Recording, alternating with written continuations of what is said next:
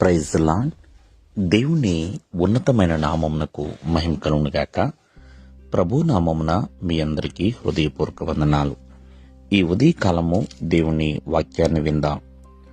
యాకోబు రాసిన పత్రిక 3వ అధ్యాయము 3వ వచనము. గుర్రములు మనకు లోబడుటకై నోటికి కళ్ళెము పెట్టి వాటి శరీరమంతయు త్రిప్పుదుము కదా. ప్రియమైన వర్లరా, ఇక్కడ ఈ 1వ వచనం నుండి 12వ వచనం వరకు భక్తుడైన యాకోబు నాలుక గురించి చాలా స్పష్టంగా రాసి ఉన్నాడండి.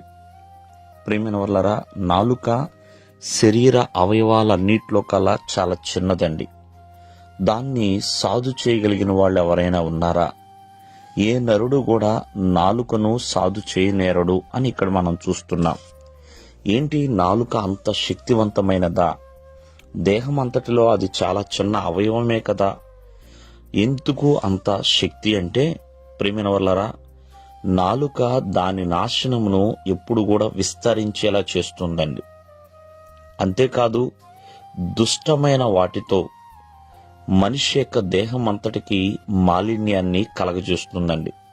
ఎన్నో దుష్టమైన మాటలు, వీటన్నిటి ద్వారా ప్రియమైన వాళ్ళరా, మానవుని యొక్క దేహం అంతటికీ కూడా ఈ నాలుక మాలిన్యాన్ని కలగజేస్తుంది.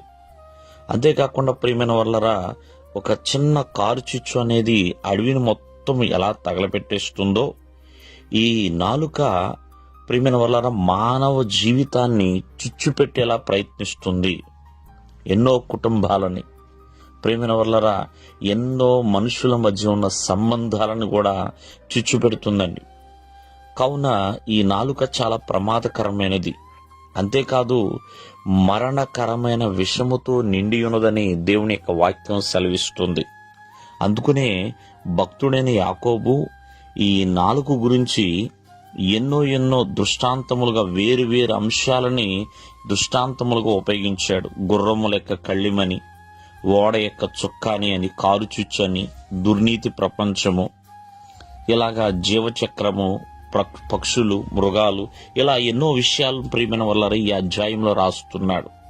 కానీ ఒక విషయము, ఒకే నోటి నుంచి ఆశీర్వచనము, శాపవచనం వస్తున్నాయని. కానీ శాపవచనం అనేది ఎప్పుడు కూడా మేలుకరమైనది కాదు. ఆశీర్వచనం అనేది మరి వారికి మేలుకరముగా ఉంటుంది, ఎదుటి వారికి కూడా మేలుకరంగా ఉంటుంది. అందుకనే ఎప్పుడు కూడా మన నోటికి కళ్ళెము పెట్టుకోవాలి అని దేవుని యొక్క వాక్యం సెలవిస్తుంది. ఎవరి నోటిని వారు అదుపులో ఉంచుకోవాలని దేవుని వాక్యం సెలవిస్తుంది. కాబట్టి మరి నోటి ఫలమును అందరూ కూడా అనుభవించేవారిగా ఉండాలి. దేవుడు మిమ్మల్ని ఆశీర్వదించునుగాక. ఆమేన్.